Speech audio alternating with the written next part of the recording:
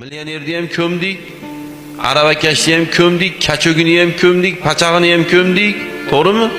Erkagini ham, ayolini ham, chiroylisini ham, mammanini ham hammasini ko'mdik. Hammasini maykasiga yechib oldimi o'lim? Nimani olib ketaldi?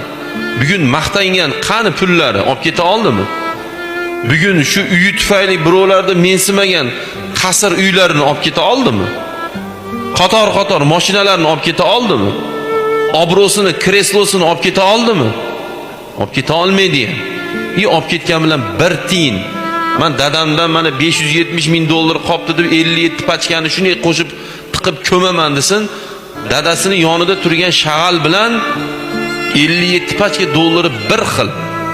Shag'al nima bo'lsa, qabrda o'sha pachka dollari ham xuddi shunaqa narsa. Nima demoqchiman? Bir tiyinlik hech nimani o'zgartirib berolmaydi.